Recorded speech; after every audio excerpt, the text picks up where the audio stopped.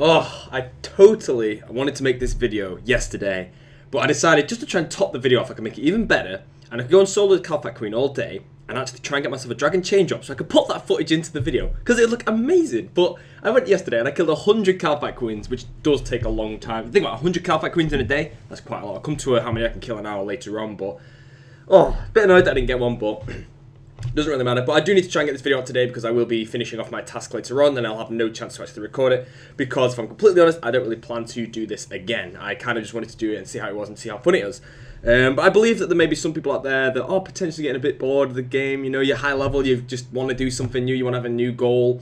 And I thought to myself, this is kind of why I did this, that some people may want to see what I've been up to. And what I've been up to is I got a Kalphite task, 196 Kalphites, and I decided to solo the Kalphite Queen for them all. And I am very close to finishing that. I should be able to finish that goal today, and I've had the task since like Wednesday of last week, so it does take quite a while to actually complete this, but I thought I'd make a guide on it, saying how to actually do it. So first of all, I did make a video a while ago saying I was going to potentially start uploading some guides to the higher level players of the game, instead of everybody always targeting the lower level players, because I think it's probably the lower level players that more search the guides. I myself, I don't really search a guide on anything these days. I may ask a friend, like, I mean, I could count that as a guide, but when I was doing some Dagannoth Kings, I didn't do Dagannoth Kings much, so I decided to ask a friend what I should do. But normally, most of the time, high levels actually have a good idea of how the game works, so they actually do know the majority of ideas of what to do. But I'm pretty much going to tell you what I actually did for this Kalphite task, and then you can use this, and if you ever feel like it, go and do it. Give it a try. You might really enjoy it. I personally have really enjoyed doing it. It's just how it's so time-consuming that I don't really want to do it again. It depends, really, because, I mean, I'm getting the Slayer points up, so maybe I don't want to skip a task at the moment. So anyways, we've got a 2-minute introduction here, and I've said nothing. But welcome, anyway, to a Kalphite solo task, well, Kalphite solo guide when it is your Slayer task. So if you're somebody that is going to go with full Verax, or leave in the description, isn't Verax better to take? Verax is good, but if you have it as a Slayer task, you might as well be using the Black Mask, and I'll come to that in a moment. But first of all, if you're looking for a Verax guide, this is really not going to help in the slightest. But pretty much, if you get Verax, you go with full Verax and go kill it. That's it. That's done. But this guide is actually going to be approaching it for the Slayer aspect of it by using the Black Mask as your advantage, because obviously the Kalphite Queen is the two forms, where you need to melee the first, range the second. The Black Mask, if you imbue it, allows you to have a damage bonus on both your attack with your melee attacks and your ranged attacks, so that is why it's kind of good. But anyways, I'm going to quickly go over the gear that I'm using, and I'm going to give you a decent strategy and then tell you how I actually do it, and then of course you can give it a shot, and it may be kind of cool. Look at this guy dancing in the background, like a boss, mate, like a boss, that's all I'm going to say. Also, once you finish the video, if you're kind of a bit confused or you feel like you're missing something, I'll throw in the description a complete order of what you do, and you can just read that off, and eventually, I mean, once you do 2 trips, you'll know exactly how to do it anyway. But first of all, I'm going to quickly jump through my gear. As usual, when it comes down to me using my gear, upgrade where necessary / downgrade where necessary. However, before I want to get into that, I want to say that the Kalphite Queen is a tough boss to kill. She really does hit very hard, so this may be one of the few bosses where you really do need to have the best gear to actually confirm yourself getting a kill. There's many times when I get close to not getting a kill, but so far I'm on like a 99.9% chance of killing one per trip. There's only once I've actually failed in like 200 and something kills. Anyways, first item, most important, Black Mask imbued. You have to have, well, you don't have to have it imbued, but I highly recommend it imbued, because that's the whole reason I'm making the video. It's because we actually kill the second form with range, which I'll come on to in a moment. And with the imbued, you actually get a damage bonus to range, along with the default melee damage you actually get with the Black Mask. I wear an accumulator as my cape. You could wear a fire cape or take the switch if you want, but I feel just take the accumulator, lose 1 damage and a tiny bit of prayer, and I get some defense bonus as well and gain an extra shark, so I just use that. Definitely don't take a fire cape over the accumulator, because then you're going to lose a lot of bolts.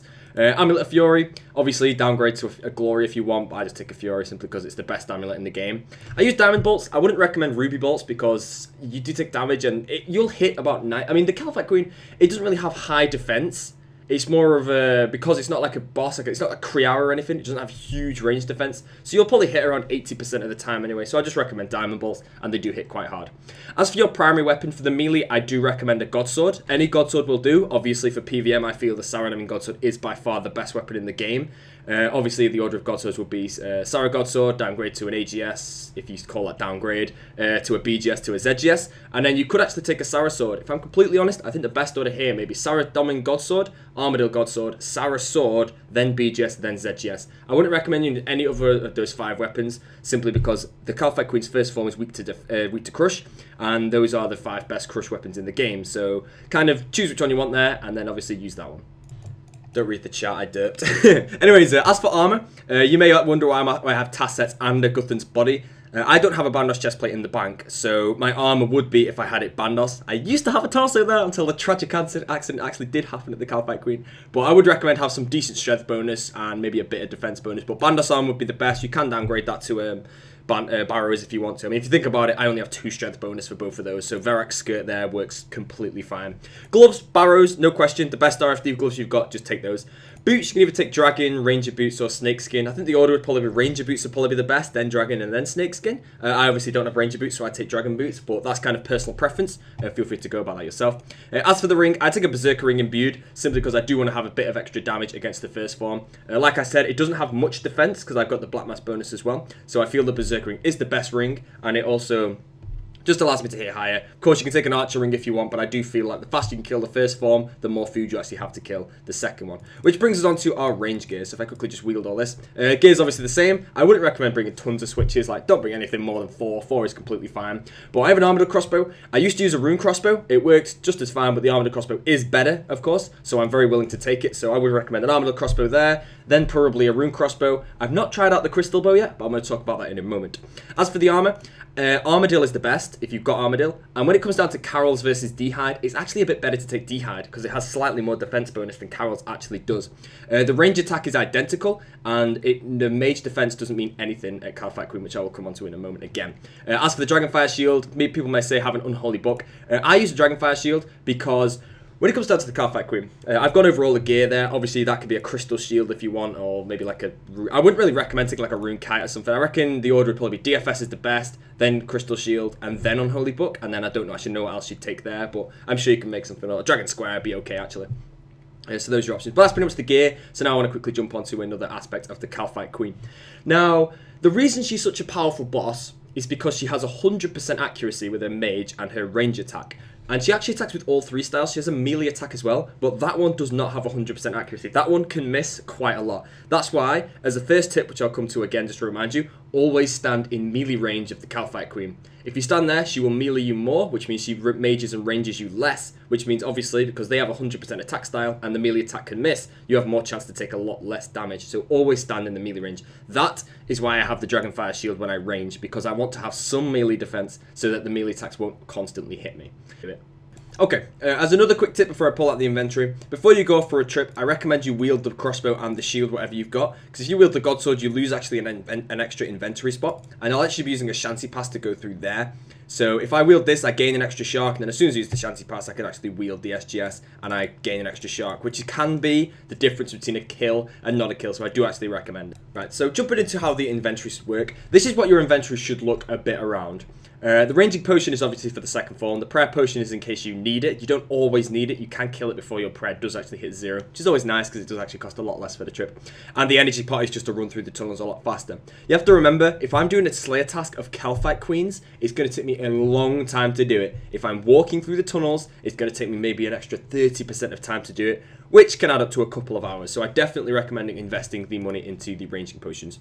The superset and the anti-poison are a bit different. Obviously, these are needed for the first form, but I actually recommend you drink the doses in the bank, because this will allow you to gain 4 extra sharks before you go. And by the time you get there, you'll have lost pretty much a maximum of 2 bonuses, and your poison will not run out until the next trip, so you're completely fine with that. So before we run off for a trip, we quickly drink a dose of each one, and then I'll bank them, and then I'll pull out a full inventory of sharks, and then we run off to the Kalphite Queen lair and kill one. So we quickly bank all those, grab some sharks, and we're good to go. So now you can see the inventory pretty much consists of the ranging potion for the second form, the energy pot to get me through quicker, the 2 ropes to go down, and the prayer potion, and obviously the D-Hide. As you can see though, the Shantay Pass is now gone. I can wield the God Sword. You shouldn't really bother though. Keep that on until you get there, because you'll be passing a couple of the Kalphite soldiers, and every now and then they do hit like an 8 or a 7 on you, and it's a bit annoying when they do that, so it's a bit of a pain. I've actually noticed my health is actually a bit low.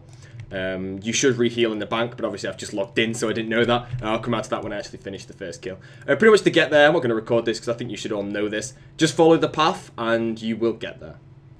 Okay, so depending on your agility level, by the time you hit around this point, you should be at around 40% energy. At this point, I recommend just quickly turn off your energy, walk up to here, and then you can get ready to go in. If you run all the way here when you go into the Kalphite Queen, you'll actually run out of energy halfway towards it, and you'll start walking, which means you normally can get extra hits on you, which can add up to a lot of damage. You can take 90 damage before you even get to her if you don't actually get to her quick. So just normally walk here, And then as soon as you put the ladder on, go down there, do that, and then I recommend you protect from magic, you protect from piety, or protect piety and protect item. And obviously Kalphite Queen's here. Normally she hits you twice before you can get to her, but that's just what you've got to deal with, I guess. So while killing her, use a crush mode. This is both you can use the accurate one. I can throw this one now quickly, but these are both the crush ones. I normally put it on the strength mode because I prefer to train strength experience, but that's completely personal preference. Accurate one is pretty good. Normally when I use this, I probably got about a good 80%, 90% accuracy. This one I normally do actually hit quite a few zeros.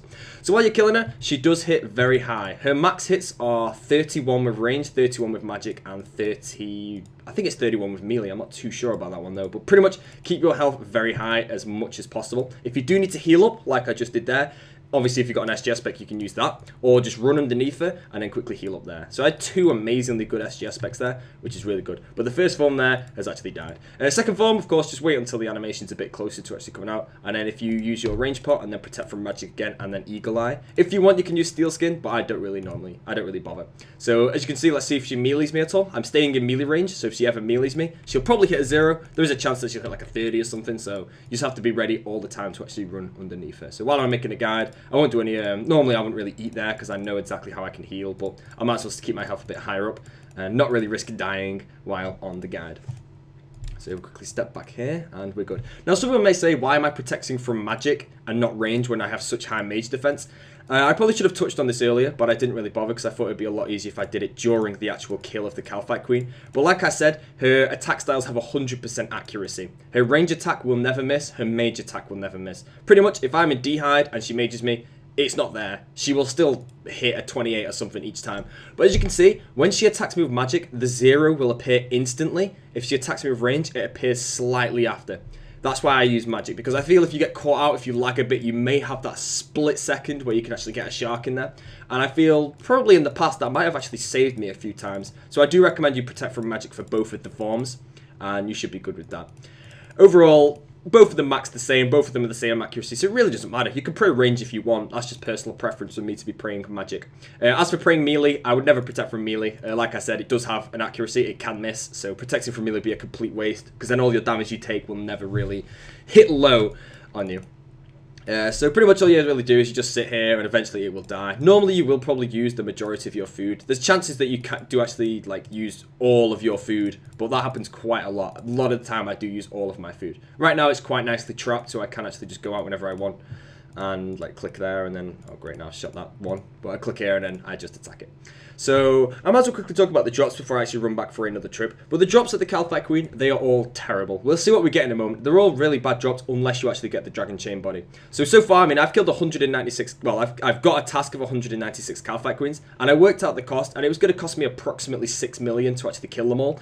I got a Dragon Chain earlier on in the task, and that pays for the entire task. Anything I get now is profit. So we get 500 Mithril Arrows. It's not really the best drop, but while you're actually chasing the Kalphite Queen, you are chasing that Dragon Chain body. And she does have a very good drop rate for it. The drop rate for the Dragon Chain is 1 in 50, and that's a 6 mil drop, so you can actually get quite a few. Just obviously I've had not really the best luck during this task. As for banking, I recommend you house teleport, pray at an altar, take a glory charge to Al-Kharid, go through this large door, and then just run back to the Shantay Pass. Now I'll tell you how you gear up for another run.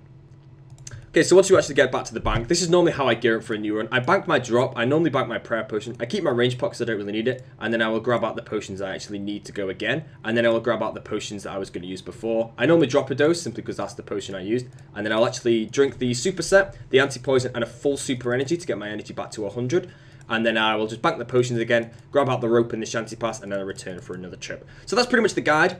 Obviously, you may just feel that the guide suddenly ended. Suddenly, you're just there like, wait, what happens? So what I've put in the description of this video is everything that you do actually need to know in a good order. So if you just like copy that into like a notepad or something and leave it up beside you while you actually kill the Kalphite Queen, then you can, eventually you'll just learn the order and it's very easy to know from there. But that's pretty much how it all works. I've killed lots of these. It's actually tons of fun. You may say, is it worth going for 2 in a trip? Kalphite Queen has a very, very long spawn time. I think it's a maximum, I mean a minimum of like 3.5 minutes in World 1, which is very long. So I always recommend just go for 1 a trip, bank, and then come back. It does cost you a bit more, obviously, than the energy potions, but it guarantees you a kill per trip, pretty much. Like I said, I've only failed once to get 1 kill in almost 200 kills, so the odds of losing in that rate is what, like 0.2% or something like that. I don't know if that's probably the completely wrong maths, but I just did it on the spot. But that's pretty much the video, guys. I really didn't know how to structure this. What I've pretty much done is I've just like loaded it up and just spoke. I just simply spoke straight. I didn't cut the video up. I didn't like pause it every now and then and start speaking again. But I feel it may, like, doing a video like that may actually confuse some people, and you may like realize that like it's not really helping. So some feedback on how the structure of this video is would be awesome. I do plan to make a video on this as well for Zamorak tasks, Dagannoth King tasks, and Bandos tasks when you have Slayer tasks. And that is pretty much it. So good luck anyone who actually attempts to do this. If you get any dragon chains, definitely leave me an inbox on YouTube or Twitch. I'd love to see it. Dragon chains look absolutely beautiful on the ground. It's very nice to get one. And like I said, the drop rate is fairly high, so you do actually have a very good chance to get one. So thank you all for watching. Best of luck once again, and I will see you all in another video.